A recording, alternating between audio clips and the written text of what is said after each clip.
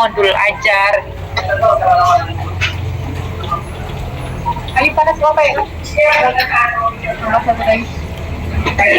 Oke, jadi itu dia ya. Jadi fungsinya sebagai acuan untuk merancang. Tadi juga kita sudah bahas ya, merancang rencana pembelajaran. Jadi untuk merancang apa yang mau kita ajarkan, materi atau kompetensi apa, lalu karakteristik apa yang ingin dicapai dari anak, ya, strateginya apa yang ada di dalam rencana pembelajaran. Fungsi yang kedua ini itu dalam menentukan pemilihan metode pembelajaran. Jadi dari kurikulum ini apa hubungannya sih gitu? Metode dengan kurikulum, jadi ada hubungannya ya. Jadi kalau kurikulum ini tadi kan ada konten, ya ada kompetensi yang ingin dicapai. Itu dari konten atau kompetensi yang ingin dicapai ini kita akan menentukan metode apa sih yang cocok untuk kita ajarkan pada tujuan pembelajaran tertentu, karena setiap materi itu, setiap konten itu tidak bisa hanya menggunakan satu metode saja gitu. Jadi kadang misalnya untuk mengajarkan nilai-nilai agama kita menggunakan metode misalnya apa, observasi, cocok nggak gitu, atau kita menggunakan metode tanya jawab, cocok nggak gitu, itu kita sesuaikan. Jadi itu dia ya, memilih metode pembelajaran. Agar apa? Kurikulum ini membantu guru memilih metode pembelajaran yang efektif untuk tujuan pembelajaran. Jadi di sini kalau di PAUD itu di dalam kurikulum Merdeka itu di situ jelas disampaikan pendekatan itu kepada konstruktivisme. Pernah Bapak Ibu mendengar kata konstruktivisme? Bunda mau ke Maida. Kira-kira siapa yang tahu apa itu konstruktivisme? Apa konstruktivisme?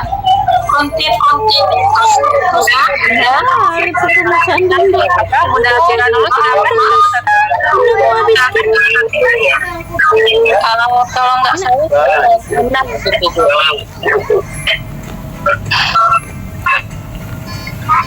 Maaf Bunda, nggak dengar saya suaranya. Bisa diulangkan? Konstruktivisme itu pembangunan kayaknya Bu. Iya, namanya juga kayak kita ya. Iya, namanya kayak kita ya. Konstruksi, membangun. Jadi kalau di sini maksudnya itu adalah membangun fondasi, dasar-dasar pengetahuan anak. Nah, itu ya maksudnya. Jadi situ dia metode pembelajaran kalau di PAUD itu lebih mengarah kepada pendekatan konstruktivisme sesuai dengan yang ingin dicapai di dalam kurikulum Merdeka. Di situ ada disampaikan. Lalu yang ketiga, fungsi pedagogis yang berikutnya ini adalah bagaimana memanfaatkan media dan strategi. Jadi kurikulum ini mendorong kita untuk memanfaatkan berbagai media dan strategi pembelajaran yang inovatif. Jadi jangan tidak pakai media. Kita ketahui bahwa media itu adalah alat perantara ya untuk menyampaikan pesan. Jadi supaya yang mau kita sampaikan itu bisa nyampe, menggunakan apa sih medianya? Seperti sekarang ya, dia makan pesan yang ingin saya sampaikan itu nyampe ke Bapak Ibu, saya menggunakan PPT gitu ya, atau dalam mengajar saya menggunakan media gambar gitu. Tapi dia mau pakai boleh nanti sakit perut kayak kemarin makan pisangnya juga kan memanfaatkan media yang ada di lingkungan gitu, supaya apa yang kita sampaikan tersampaikan. Kalau tidak ada media, apakah nggak bisa? Bukan bisa, tapi kan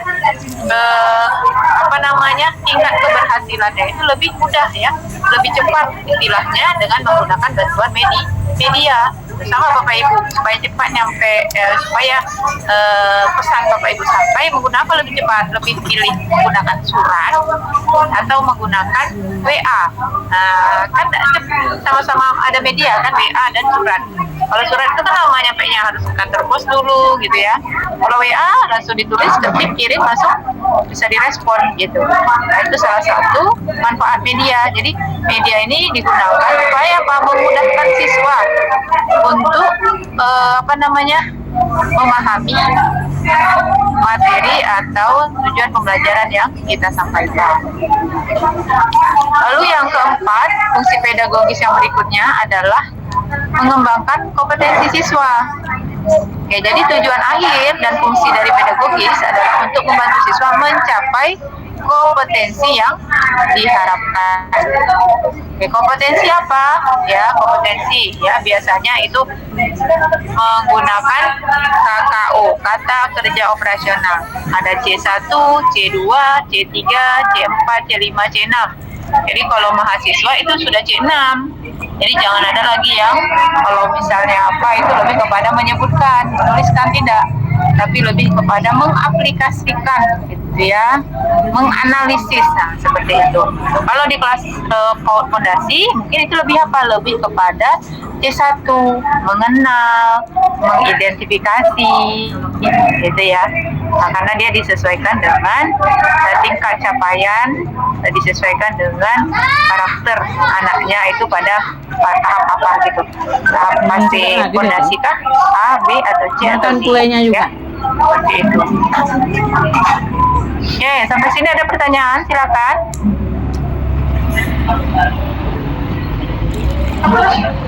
Tidak, pas. Oke, kita lanjut ya.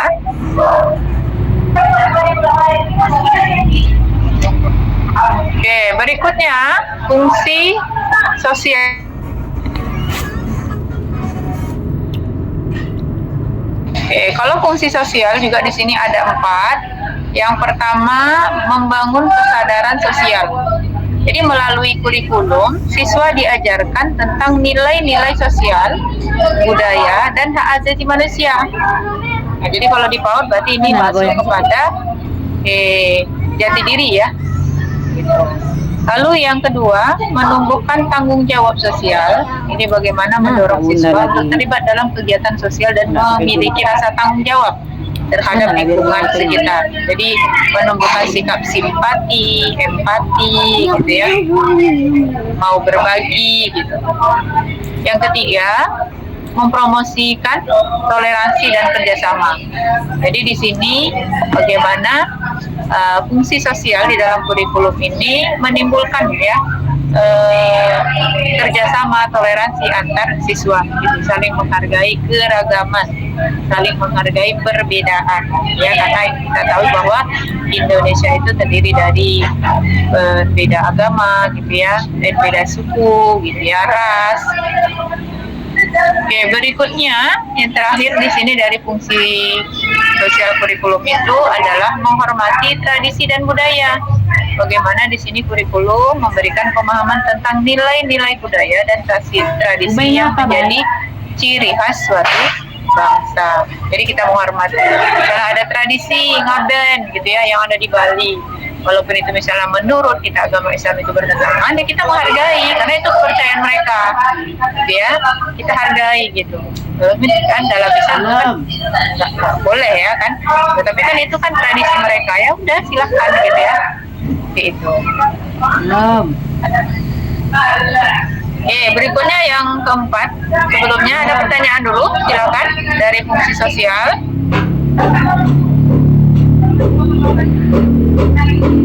Ada pertanyaan? Tidak? Oke, pas ya. Jadi kalau yang ada pertanyaan langsung open mic aja ya, karena ibu nggak lihat ibu buka PPT-nya.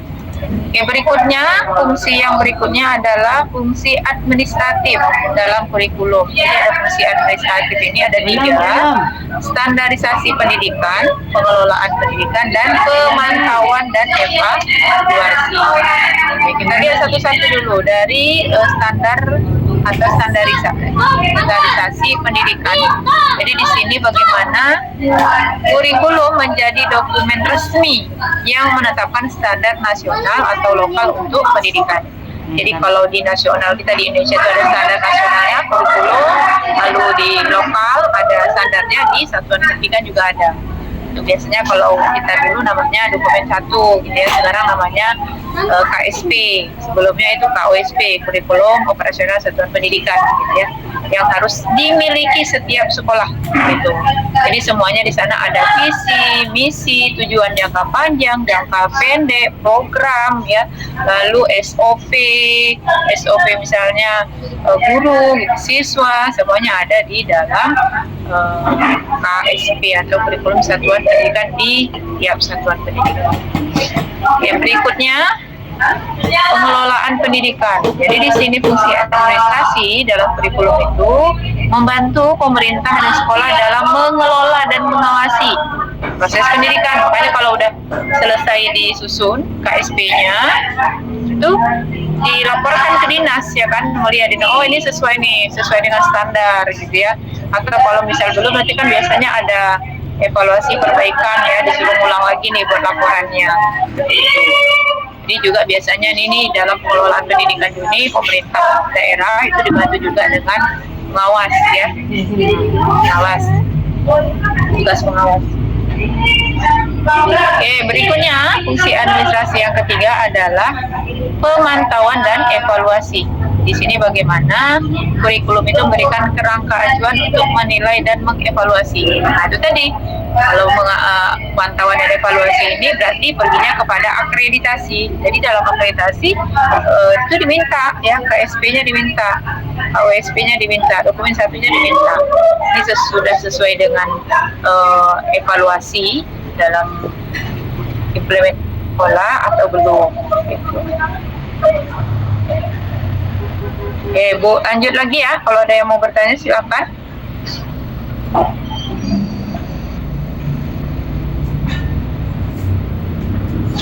Bu, tanya Bu. Oke, silakan Bunda siapa? Bunda Ferawati Bu. Ya, silakan Bunda Vera. Jadi tadi kan fungsi kurikulum itu banyak ya Bu. Kalau bagi kita pendidik itu fungsi kurikulum tuh gimana gitu Bu? Maksudnya gini, dalam pembelajaran di sekolah kadang-kadang kita belum paham kurikulum Bu, tapi kita udah ngajar gitu. Karena pergantian kurikulum dilakukan pemerintah tuh kan tidak sejalan kadang-kadang dengan diklat atau pelatihan yang bisa kita ikuti pula gitu. Jadi kita pendidik ini tahu setiap perubahan kurikulum itu kadang-kadang nggak bisa. Udah jalan kurikulum sekian lama kita masih belum paham gitu. Jadi kita udah menjalankan pembelajaran, kadang-kadang kita nggak paham kurikulum.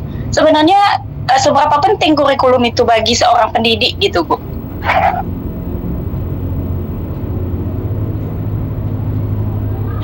Iya pasti Bunda sih. Ada yang mau menjawab? Dari pertanyaan Bunda Ferawati, seberapa penting nih kurikulum? Kalau nggak penting nggak mungkin dibuat pemerintah ya. Oke, jadi Bunda, memang tahapan implementasi kurikulum ini kan ada tahap-tahapannya ya. Jadi ada tahap-tahapannya. Jadi sebelum diterapkan, diimplementasikan itu kan ada tahap uji ya, uji kelayakan gitu. Jadi untuk kurikulum sendiri memang ada beberapa kali kita perubahan, sama yang sekarang ya kurikulum merdeka, dan nantinya mungkin ada perubahan lagi. Jadi kalau untuk yang sekarang itu, kalau zamannya kurikulum 2013 itu dimulai dari adanya pelatihan yang dilakukan baik di tingkat sekolah ya, di tingkat nasional gitu ya, di tingkat kabupaten kota. Itu ada pelatihan yang sampaikanlah ke sekolah-sekolah. Nah dulu gitu ya. Kalau yang di sekarang ini memang untuk di awal-awal itu tidak langsung wajib mengganti kurikulum total, tidak, tetapi boleh sembari belajar. Artinya apa? Boleh mematchingkan dua kurikulum. Misalnya masih pakai kurikulum 13 gitu, tapi untuk pelaksanaan sudah mengarah pada kurikulum merdeka. Atau masih pakai kurikulum 13 sembari belajar juga kurikulum merdeka. Makanya untuk di kurikulum mereka memang nggak ada seperti K13 ya. Pelatihan dimulai dari misalnya tingkat atas dulu ke bawah di sekolah ada, tetapi biasanya di sini lebih kepada berbagi praktik baik. Artinya apa? Guru itu bisa belajar di kurikulum Merdeka secara mandiri di PMM, platform Merdeka Mengajar. Ini kalau di Kemenak Ibu pernah tahu ya, kalau di pendidikan dasar negeri itu ada ya. Itu ada PMM. Nah, di situ minta kita belajar. Mau belajar tentang pembelajaran asesmen ada, mau belajar tentang penyusunan KSP ada, gitu ya. Tentang yang lainnya juga ada sesuai dengan kurikulum Merdeka. Gitu. Jadi di sini tidak lagi guru itu menunggu pelatihan yang diadakan pemerintah, tidak. Tetapi guru itu harus harus terbuka untuk mau belajar sendiri. Dia belajar sendiri dari PMM gitu, atau bisa berbagi praktek baik yang dilakukan oleh sekolah percontohan, sekolah penggerak gitu yang menerapkan kurikulum Merdeka yang langsung difasilitasi oleh fasilitator yang sudah ditunjuk oleh kementerian. Boleh gitu. Atau kita mengundang narasumber ya, sekolah kita itu mungkin memiliki dana lebih gitu ya, silakan kita mengundang narasumber yang ahlinya di kurikulum Merdeka itu seharusnya itu seperti apa, kurikulum ini dalam implementasinya seperti apa, evaluasinya seperti apa, gitu ya, seperti itu. Oke, jadi intinya kita sebagai seorang guru jangan hanya berpasrah diri menunggu dipanggil untuk pelatihan, tidak, tetapi harus proaktif untuk mau belajar sendiri, belajar secara mandiri. Di PMM ada ya, lalu di Kombel, kan itu Kombel apa? Kombel misalnya di komunitas belajar di satuan pendidikannya, Kombel di gugus, Kombel di itu, kalau PAUD itu yang ada satuan PAUD Ini biasanya kan ada kita harus menunggu gitu. Jadi guru harus mau belajar lah intinya gitu. Karena sistem di kurikulum Merdeka saat itu kayak gitu. Jadi dia mengarahkan guru-guru itu belajar di PMM. Kalau di negeri itu wajib, ya harus ada peningkatan topik apa yang sudah dipelajari di PMM. Tapi kalau di Kemenak, kayaknya itu belum ada saat untuk belajar gitu. Jadi kalau di bawah Kemendikbud itu di bawah pendidikan dasar menengah ya, itu sudah ada gitu ya PMM. Jadi di situ memang mereka diwajibkan untuk belajar. Gitu. Izin bertanya Bunda. Ya boleh. Ya, saya Khairatul Mustafiro, menindaklanjuti dari meneruskan pertanyaan dari Bunda Vera tadi. Berarti apakah boleh misalnya kayak kita itu sekolah, kan kadang seperti Bunda Vera bilang tadi ada yang belum mengerti tentang salah satu kurikulum gitu kan Bun, seperti contoh kurikulum Merdeka seperti kemarin. Nah, apakah boleh misalnya sekolah itu menerapkan kurikulum yang mereka bisa aja gitu, atau misalnya ada sedikit modifikasi, atau misalnya dari salah satu kurikulum ada yang tidak sesuai menurut sekolah tersebut gitu. Jadi misalnya melaksanakan kurikulum semampunya, sebisanya untuk sementara selama misalnya kayak pelatihan gitu, belum mudeng misalnya, itu belum paham dengan kurikulum baru gitu, jadi melaksanakan kurikulumnya itu dengan modifikasi sendiri gitu Bun. Apakah boleh seperti itu atau memang harus memenuhi standar kurikulum yang sudah ditetapkan begitu Bunda? Ya, untuk kurikulum sendiri itu kan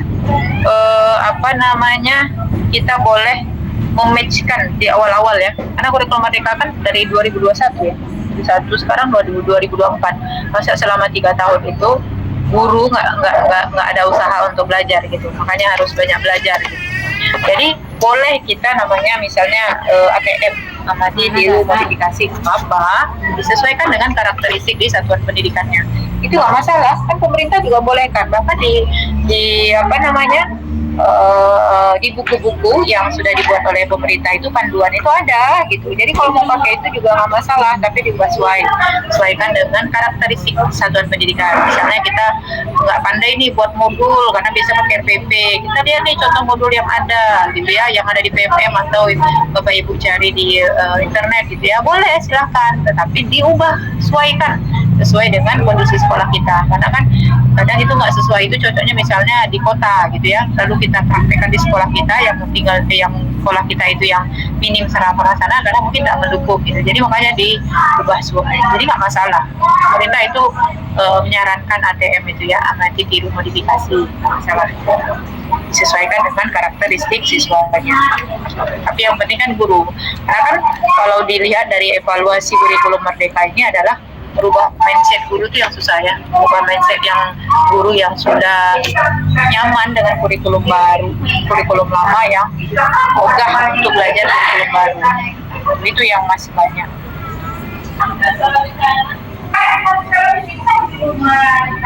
Oke, yang lain silakan. Ada lagi?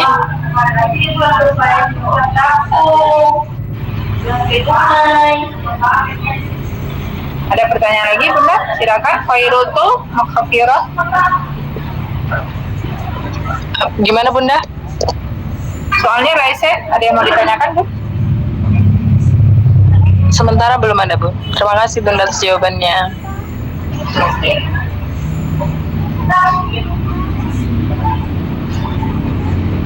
Jadi boleh sambil belajar ya, sembari. Jadi kita menerap.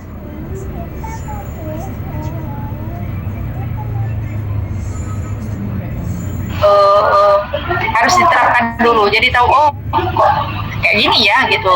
Kok beda ya. Jadi mencari tahu mana sih sebenarnya gitu. Misalnya pelaksanaan P5. Sampai sekarang P5 itu masih banyak yang salah ya, walaupun kurikulum Merdeka itu sudah 4 tahun berjalan itu masih banyak. Yang P5 itu project misalnya hari ini membuat perayaan misalnya 17 Agustus gitu ya, itu udah P5, itu salah ya. Jadi P5 itu bukan satu hari langsung jadi, tidak. Jadi P5 itu ada prosesnya, ada pengenalan dulu, ada aksi, ada evaluasinya.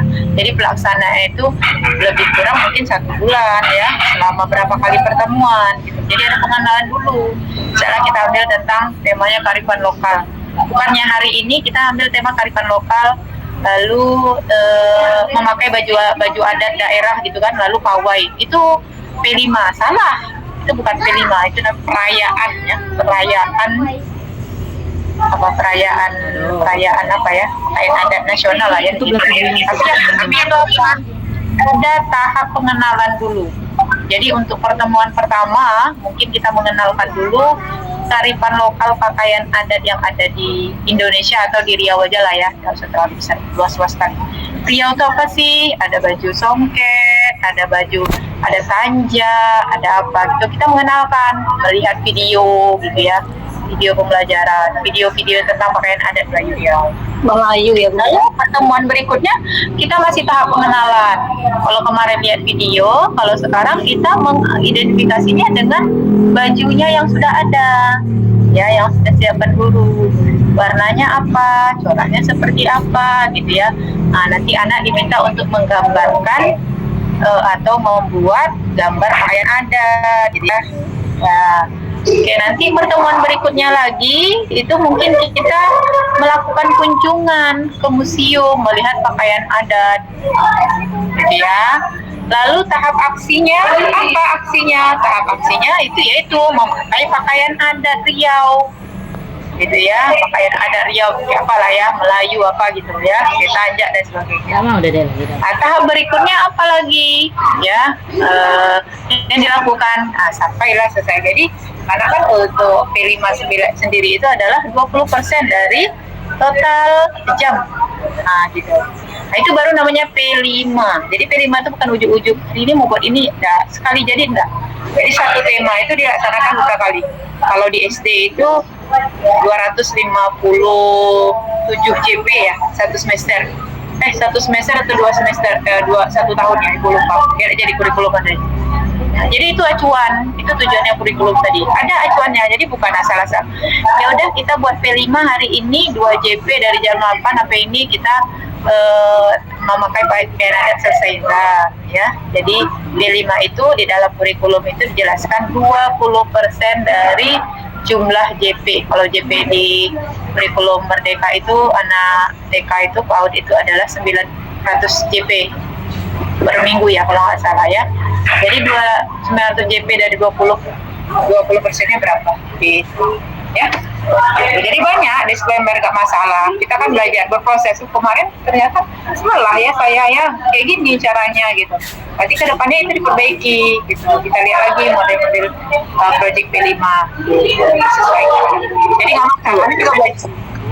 Iya Bunda, seperti misalnya gini Bunda, saya ingin bertanya. Jadi kan kayak kemarin kami bikin tuh Bun yang tema kemerdekaan gitu kan.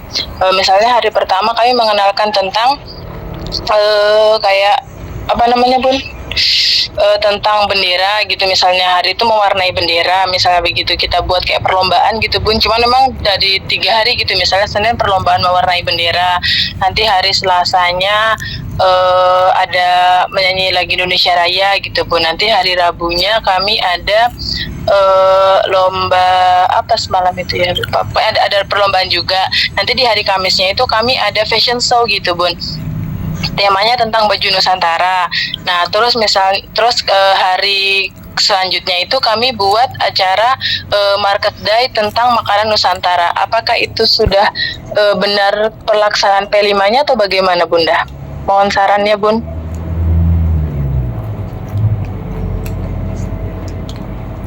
Mic-nya berhenti, Bu. Belum ya, jadi belum itu belum P5 namanya ya. Jadi P5 itu kalau di PAUD itu dia ada 3. Jadi sebenarnya ada beberapa pilihan. Jadi kita pilih yang 3 tahap saja ya. Jadi untuk tahapan itu pengenalan itu bisa 4 kali pertemuan. Untuk pertemuan itu kalau di PAUD itu diberi kebebasan. Nah, diberi kebebasan artinya apa? Mungkin dilaksanakan setiap minggu, setiap hari Jumat kegiatan P5. Ya, boleh. Atau dilaksanakan selama sebulan di akhir semester. Silakan. Nah, jadi untuk P5 itu jamnya itu bebas ya, mau dilaksanakan di akhir minggu boleh, di akhir bulan akhir semester boleh. Di akhir semester itu artinya berarti kalau di akhir semester misalnya di bulan November, jadi November itu selama 1 bulan itu belajarnya P5 aja. Materi pembelajaran intra udah selesai gitu. Atau dalam 1 semester itu difokuskan belajar P5 itu setiap hari Jumat aja, khusus P5 setelah kegiatan pagi Jumat gitu ya, misalnya kegiatan pagi Jumat apa, baru kegiatannya itu khusus P5. Jadi setiap hari Jumat itu P5, Jumat besok P5. Untuk tahapan P5 itu kan ada tahap pengenalan dulu. Tema apa yang kita ambil? Ya, jadi kalau tema itu kan besar ya. Iya, tema lingkungan juga bisa Bunda, tema budaya. Oke, kalau misalnya kita ambil kearifan lokal, mengenalkan budaya, misalnya makanan dan pakaian, gitu ya, mengenalkan pakaian. Mungkin minggu pertama itu kita kenalkan dulu pakaian, lalu minggu kedua itu makanan, gitu ya. Lalu kita ada mengenalkan melalui video dulu, minggu berikutnya pakai bendanya langsung, gitu, yang kontekstual, gitu. Lalu berikutnya mungkin anak disuruh mengidentifikasi atau mengelompokkan mana yang termasuk makanan khas Riau, mana yang kebudayaan Riau gitu ya. Lalu berikutnya tahap aksinya itu apa? Misalnya memasak makanan atau kue khas Riau bersama orang tua gitu ya. Lalu berikutnya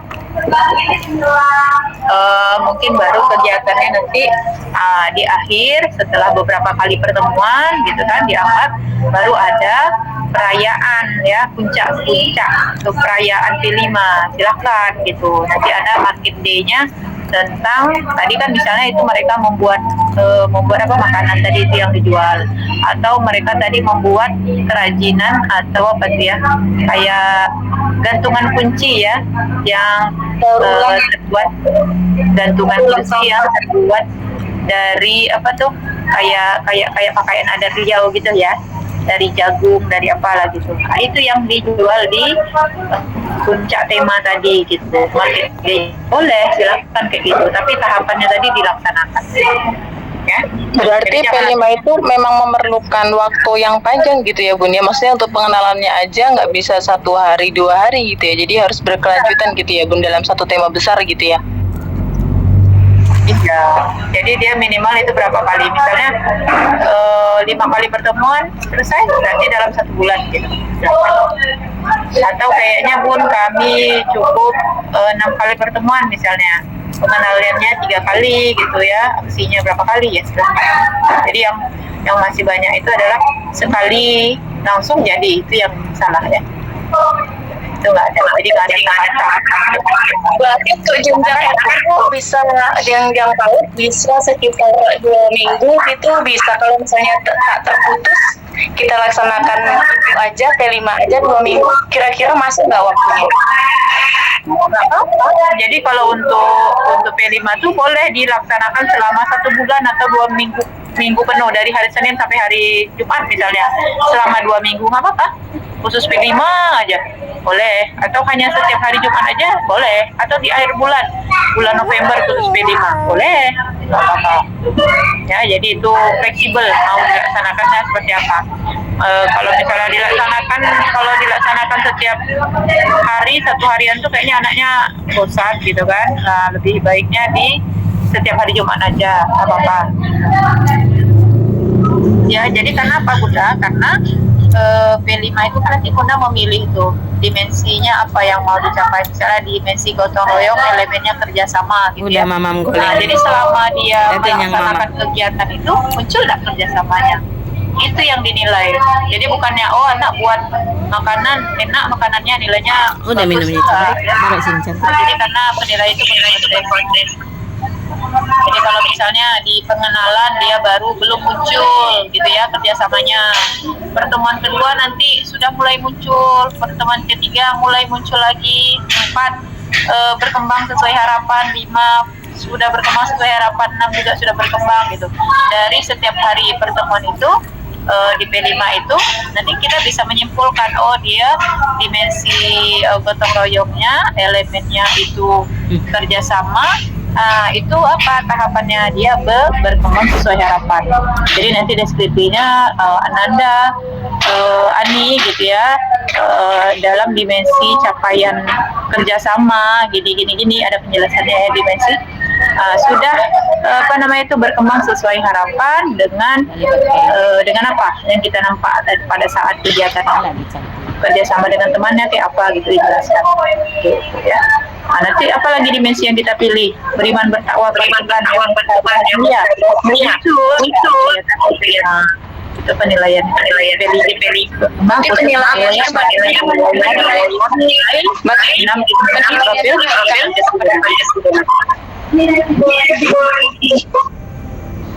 berarti Bu, penilaian P5 ini berarti nilai karakter anak yang dinilai ya Bu? Iya, benar-benar. Jadi bukan nilai, oh dia bisa buat ini, dia bisa mengenal, dia tahu makanan khas Riau, dia tahu pakaian adat Riau, bukan karakternya ya dinilai ya. Makanya dia berproses gitu. Nggak mungkin kan seharian langsung dia tadinya belum muncul kerjasamanya langsung muncul sehari, nggak mungkin. Itu perlu proses, dia memunculkan supaya dia mau bekerja sama itu kan perlu proses, minimal berapa kali pertemuan baru dia muncul. Saat bekerja sama, belajar bersama kawannya atau berkelompok atau apa.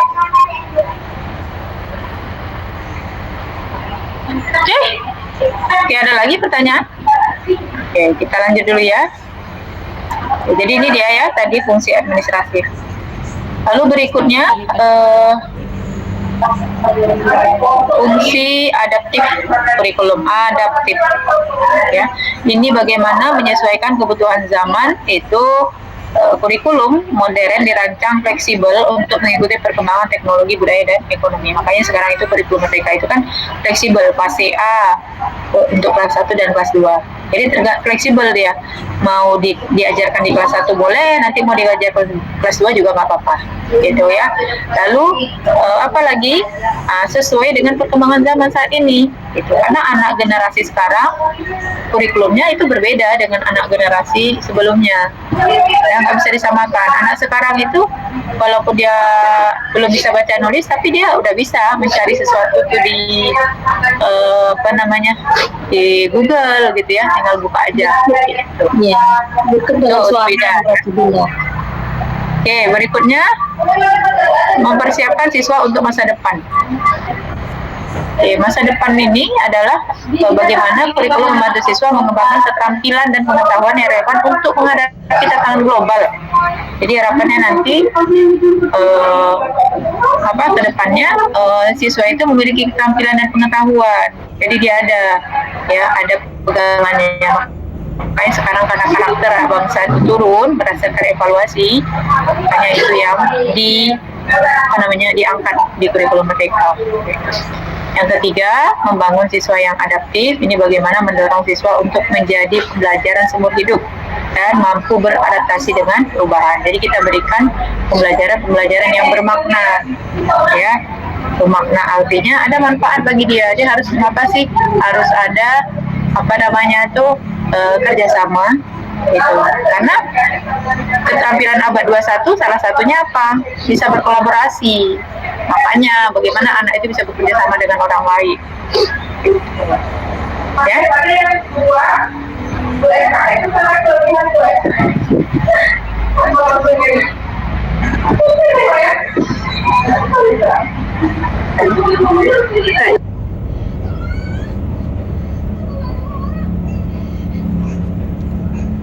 Mic Bunda tertutup, Ibu. Mic Ibu tertutup. Iya, bentar ya.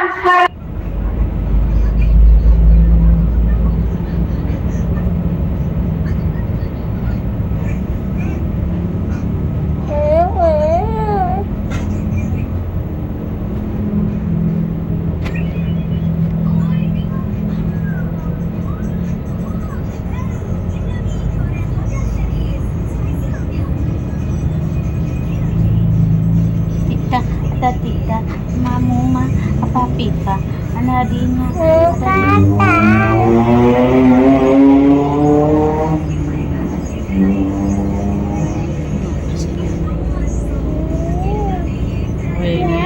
Biang keringat ini.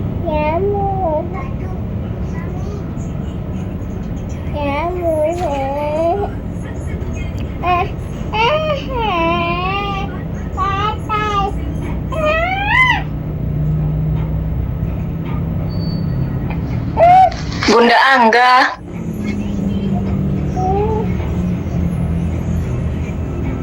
Iya, Bun.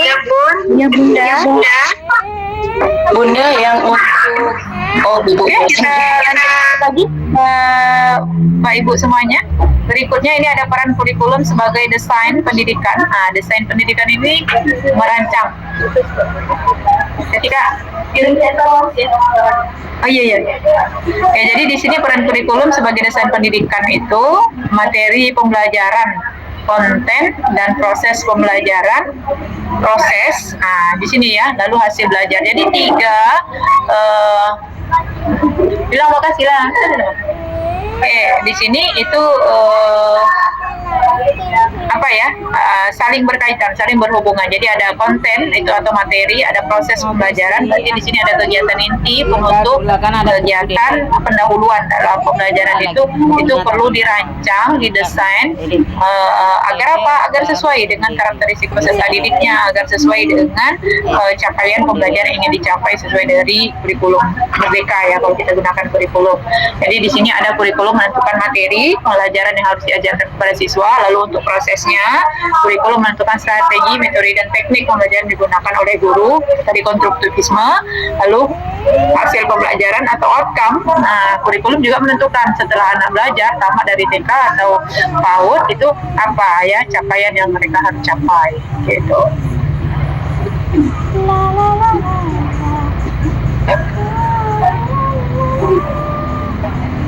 Oke, berikutnya ini kita lanjut ke peran. Kalau tadi kan fungsi ya, peran kurikulum sebagai alat transformasi sosial. Maksudnya apa di sini? Jadi di sini kurikulum itu berperan sebagai membangun karakter bangsa. Ya, jadi kurikulum kita mau membangun karakter bangsa itu apa? Kalau sekarang kurikulum mereka itu 6 dimensi profil belajar Pancasila. Beriman bertakwa pada Tuhan Maha Esa, gotong royong, kreatif, bernalar kritis gitu ya, berkebinekaan global, itu mandiri. Itu karakter itu yang ingin dibangun pada kurikulum merdeka. Untuk karakter nanti di kurikulum berikutnya apa lagi gitu ya. Kalau di kurikulum 2013 apa? Itu ya, memiliki karakter apa ya, sikap sosial, agama, lalu apa, keterampilan dan pengetahuan. Nah, itu ya 4 gitu. Lalu untuk peran kurikulum berikutnya untuk mengubah pola pikir. Di sini bagaimana mendorong masyarakat untuk berpikir kritis, kreatif dan inovatif. Gitu. Jadi dengan kurikulum itu harapannya nanti masyarakat kita itu semakin kritis, semakin kreatif, ya, semakin inovatif. Gitu. Lalu meningkatkan kualitas hidup. Di sini mempersiapkan generasi muda untuk menjadi warga negara yang produktif dan bertanggung jawab. Jadi harapannya generasi muda ini nanti bisa hidup di masyarakat, itu bisa ya jadi pengalaman hidupnya. Oke, lalu peran kurikulum berikutnya sebagai instrumen pembentuk kompetensi. Nah, jadi kompetensi apa yang ingin dibentuk? Pastinya kognitif, pengetahuan anak, ya bagaimana anak bisa berpikir kritis, analitis, dan memecahkan masalah. Lalu afektif, ini bagaimana menumbuhkan sikap positif, nilai-nilai moral dan etika, ya yang ingin diharapkan, ya ditimbulkan dari anak, sikapnya misalnya simpati, empati, ya. Lalu psikomotorik ini lebih kepada mengembangkan keterampilan praktis, ya, kemampuan teknis dan seni, olahraga gitu ya. Lalu hal-hal lainnya yang bersifat ke fisik motorik anak. Lalu berikutnya, peran kurikulum sebagai penghubung antara pendidikan dan dunia nyata.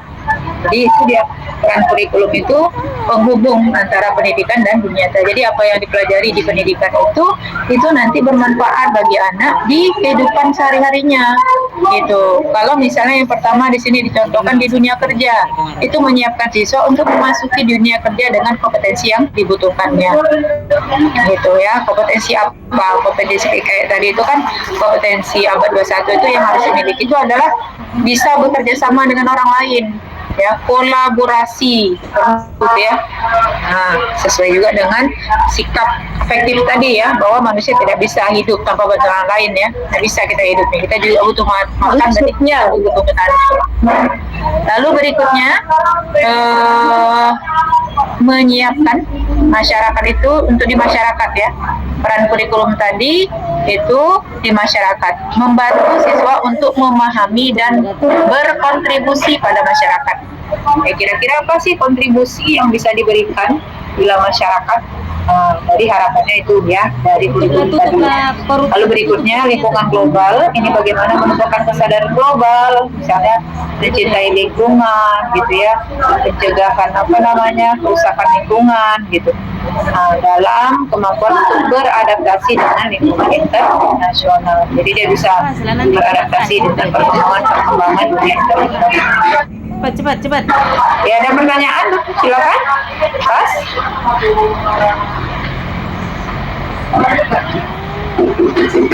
Nah, oke, kita lanjut ya. Oh, udah habis ternyata. Oke, dari peran dan fungsi kurikulum tadi ada yang mau ditanyakan?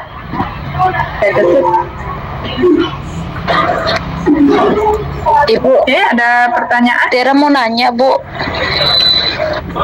Tiara, silakan. Kan tadi ada sedikit membahas tentang peran fungsi kurikulum gitu kan.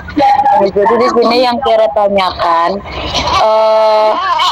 bagaimana jika seorang pendidik gitu Bu, jika seorang pendidik, ulang bagaimana jika seorang pendidik gitu kan, kita sebagai seorang pendidik tidak mempunyai dan tidak memahami gitu kurikulum itu penting, kan sangat penting gitu kurikulum di sekolah gitu kan Bu, tapi kita sendiri sebagai pendidik tidak memahami dan tidak membuat RPP, tidak membuat kurikulum yang ada yang seharusnya kita bikin gitu Bu. Terima kasih pertanyaannya, Tiara. Jadi Bapak Ibu, kalau kita sudah memilih menjadi guru, kita harus tahu lagi apa sih yang harus dikuasai oleh guru. Jadi ada 4. Bapak Ibu kan udah belajar tuh tentang apa ya, etika apa ya mata kuliah Ibu, lupa. Jadi yang pasti seorang guru itu harus memiliki empat kompetensi guru yang harus dimiliki oleh guru maupun calon guru. Kompetensi yang pertama, kepribadian. Bagaimana kepribadian guru? Karena guru itu kan digugu dan ditiru. Jadi berarti guru itu harus memiliki kepribadian yang baik, yang agamis, yang dewasa, gitu ya, yang arif, berwibawa, mulia, teladan. Lalu yang kedua, kompetensi pedagogik. Kompetensi pedagogik ini apa? Kemampuan guru dalam memahami peserta didik. Jadi dia paham, oh anak ini lambat nih nangkapnya, oh anak ini aktif, ya suka ngomong. Itu guru harus tahu, ya, di kompetensi pedagogik. Lalu bisa merencanakan pembelajaran, membuat rencana pembelajaran, memilih strategi metode yang tepat. Ya artinya kan dia harus menguasai kurikulum. Makanya guru juga harus wajib belajar, gitu ya. Karena itu tadi kan guru harus 4 kompetensi tadi. Di Undang-Undang Guru dan Dosen itu tuh disebutkan ya 4 kompetensi yang harus dimiliki oleh seorang guru. Kalau dia nggak bisa memiliki 4 kompetensi ini, ya berarti nggak bisa jadi guru, gitu ya. Nah, pedagogik berarti itu menguasai bagaimana mengajar, ya, strategi pengajaran yang tepat, menguasai memahami peserta didik, karakternya seperti apa, bagaimana melaksanakan pembelajaran, merancang, mengevaluasi, gitu ya. Lalu yang ketiga, kompetensi sosial. Ini bagaimana sikap seorang guru saat dengan siswa bagaimana, dengan wali murid bagaimana, sesama guru seperti apa, dengan masyarakat itu seperti apa, gitu ya.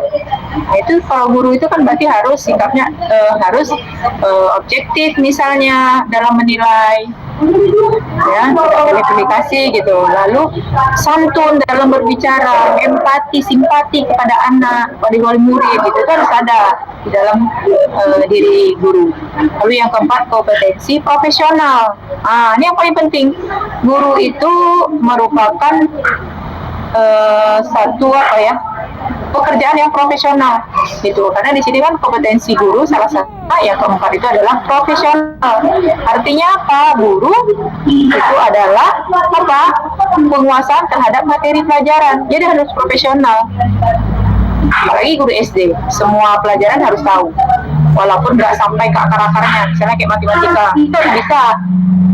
Ini PAUD gitu ya. Nah, jadi kita harus profesional. Profesional di sini misalnya penguasaan terhadap materi, penguasaan terhadap standar kompetensi, melakukan pengembangan diri, melakukan pengembangan kompetensi.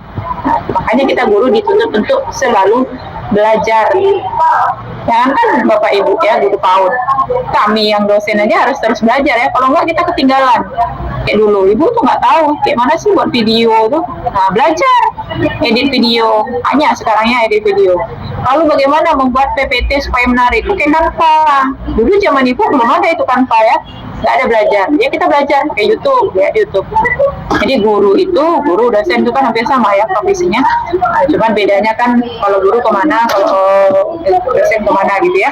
Nah itu kita harus profesional untuk selalu terus belajar. Jadi guru nggak bisa berpangku tangan, udah selesai gitu aja, enggak. Udah tamat S1 udah selesai, enggak. Karena pengetahuan itu selalu bertumbuh. Itu jadi selalu ada pengetahuan atau ilmu baru. Benar ya. Jadi memang kadang kan kita jumpai nih ada guru yang cuek gitu ya, ada kurikulum baru, nggak mau belajar gitu ya. Kalau kita di swasta kita kan punya wewenang untuk menegur, punya wewenang untuk memberhentikan. Kalau swasta gitu ya. Jadi kalau nggak mau adaptif dengan keadaan kurikulum baru, nggak mau belajar, itu sekolahnya yayasannya mudah aja, tinggal mengganti gurunya. Kalau di negeri kan biasanya ada penilaian kinerja, ya kinerja guru itu ada. Nah itu dinilai. Kalau sekolah kan bisa menilai, kalau kurang kan nanti bisa disampaikan, harus belajar lagi. Jadi sudah ada regulasinya sebenarnya ya, tinggal pelaksanaannya sesuai nggak di lapangan, karena kan masih ada yang belum sesuai. Oke, ada pertanyaan lagi silakan.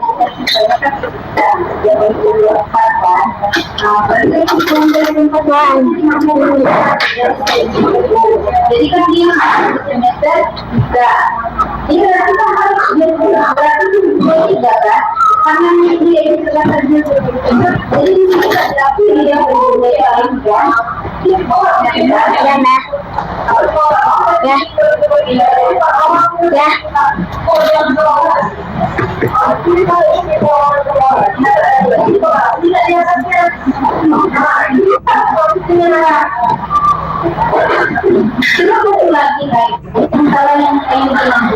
Ada? Oh iya Bapak Ibu, ini PAUD ya, harus tahu. Karena tadi ada yang membahas. Jadi kalau akun siapa yang baru itu Bapak Ibu, jadi masuk lagi dengan paspor baru, namanya juga udah baru. Yang lama tuh udah di-reset, udah dihapus semuanya. Jadi Bapak Ibu masuknya menggunakan NIM, ya NIM, lalu nanti menggunakan paspornya itu tahun lahir, misalnya 1990 tanggal 8, berarti 1990 08, ya 08 bulan dulu. Bulan 8 Agustus gitu ya, 08 tanggal 25, berarti 1990 08 25 tahun bulan tanggal ya. Baik Ibu, terima kasih. Ada pertanyaan? Tidak? Ada Ibu, maaf ini, tapi tidak di materi ya Bunda, boleh? Boleh, nanti kalau bisa saya Bisa mengulang tadi tugasnya Bunda, karena kami beda pendengaran atau gimana? Agar biar jelasnya Ibu, untuk kesimpulan itu materinya harus berapa lembar gitu ya Bunda? Halaman atau berapa halaman? Oke, jadi coba didengarkan lagi tugasnya. Jadi jangan ada yang japri nanya lagi ya. Karena saya nggak ingat itu kelas yang mana ya nanyanya. Jadi ini kan untuk berikutnya, ini kan yang pertemuan pertama kita hari ini ya, sudah saya bahas nih tentang pengertian kurikulum tadi, fungsi dan peran. Sekarang kita lanjut pertemuan kedua. Pertemuan kedua ini kan kalau untuk materi umumnya itu adalah landasan pengembangan kurikulum. Jadi untuk subnya ada landasan filosofis, landasan psikologis, sosiologis dan seterusnya. Jadi ini supaya ada keadilan, saya tidak mau satu orang yang mengerjakan tugas itu. Jadi kita bagi. Misalnya absen itu nama yang pertama di absen kelas ini adalah Arnayati misalnya. Berarti Arnayati itu mengambil materi menjelaskan landasan filosofis pengembangan kurikulum. Lalu yang kedua itu misalnya Angga, ya Angga itu menjelaskan landasan psikologis pengembangan kurikulum. Lalu yang berikutnya siapa lagi gitu ya, dan seterusnya sesuai dengan absen gitu ya. Lalu apa yang dibuat? Yang pertama dibuat itu kalau makalah itu kan ada latar belakang, tujuan gitu ya. Nah itu nggak usah perlu. Jadi yang saya mau perlu itu Bapak Ibu bahas materi itu, simpulannya itu landasan filosofis itu apa aja sih. Jadi kajian teorinya aja Bapak Ibu cari. Ya kajian teori tentang misalnya contohnya ya landasan filosofis apa saja sih. Pertama pengertiannya itu apa menurut ahli, misalnya menurut si A landasan filosofis kurikulum itu ini, menurut si B ini, si C ini. Lalu Bapak Ibu simpulkan menurut pandangan kita berdasarkan pengertian yang ada. Lalu apa-apa saja landasan filosofis itu dijelaskan beserta dengan contoh gitu. Sumbernya itu minimal ada 5 sumber, boleh dari artikel, dari buku, dari e-book, silakan gitu ya. Jadi minimal 3 halaman ya, 3 halaman diketik boleh, ditulis tangan boleh. Kalau nggak punya laptop tulis tangan, kalau punya laptop diketik ya. Itu spasinya 1,5, jangan 2. Kalau 2 nanti sikit isinya ya. 2 spasinya 1,5 minimal. Jadi minimal itu paling sedikit 3 halaman penuh. Jangan kamu 2 halaman setengah ya, 3 halaman penuh. Boleh lebih, boleh, silakan. Lalu yang keduanya buat PPT berdasarkan materi yang sudah kamu buat di simpulan materi yang 3 halaman tadi. Buat PPT-nya pakai Canva biar menarik, biar cantik gitu. Nah, untuk yang tampil minggu besok itu kan kita hanya 4 kali pertemuan nih. Ya, itu adalah materi nomor 2, nomor 3, nomor 4. Oke, mudah-mudahan bisa tampil semuanya. Jadi ada 3 materi. Materi nomor 2, nomor 3, nomor 4. Nah, berarti sampai batas ini penjelasan tentang karakter kurikulum tadi. Oke, itu ya. Nah, ada? Sudah jelas tugasnya? Jelas Ibu, kalau PPT bebas. Kalau PPT, PPT ya. Ya. Kalau PPT slide-nya itu minimal berapa ya? 5. Minimal 5 slide. Boleh 10 Bu, boleh. Apa ya? Terus kalau PPT itu saya tidak mau copy paste dari dari simpulan materi sebanyak-banyaknya, tidak ya. Contohnya kayak yang PPT saya tadi. Jadi hanya poin-poin pentingnya, penjelasannya sedikit, nggak usah sebanyak-banyak di copy paste sebanyak-banyak, tidaknya ya. Namanya juga PPT. PowerPoint ya. Bukan penjelasan. Sudah, ada lagi pertanyaan? Dikirim di classroom. Nanti kita tinggal tampilkan. Deadline-nya pokoknya sehari sebelum masuk. Misalnya deadline-nya kita masuk nih Sabtu 2 minggu lagi, misalnya tanggal 16 misalnya kan, tanggal 16. Misalnya tanggal 14 Desember, berarti dikumpulkan tanggal 13 paling lama. Mbak Bunda, saya jujur Bu, saya nggak punya laptop. Jadi kalau nanti tulis tangan, kertas double folio itu boleh 3 lembar aja kan Bu? Ya, 3 lembar double folio. Ya Bu. Tapi kalau PPT wajib dibuat PPT ya, kan di handphone bisa tanpa itu. Iya Bu. Oke, kalau tidak ada pertanyaan lagi, mungkin sampai di sini ya Bapak Ibu ya, yang kita bahas tadi tentang kurikulum. Kita sambung lagi pertemuannya mungkin 2 minggu ke depan ya, karena tanggal 6-7 saya kayaknya nggak bisa masuk, kemungkinan minggu depannya ya. Oke, mungkin itu aja, nanti Bu Angga bisa konfirmasi ke saya. Ada apa lagi Bunda Angga? Bunda, maaf, materi yang Bunda sampaikan tadi bisa dikirimkan Bun? Sudah ada di classroom Bun, tinggal diambil aja di classroom. Kita ya. Oke, baiklah Bunda semuanya, terima kasih untuk pertemuan kita hari ini. Sukses selalu buat kita semua, diberi kesehatan, dimudahkan dan dilancarkan segala urusannya. Terima kasih. Saya tutup bila taufiq wal hidayah. Assalamualaikum warahmatullahi wabarakatuh.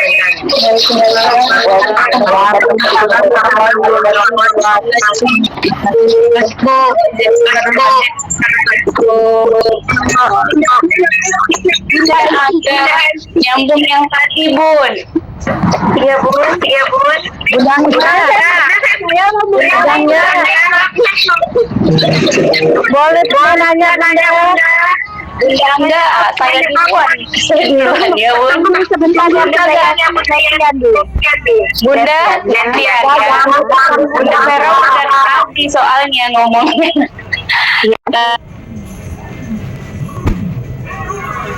Puas lagi laparmu, siap ajak lagi.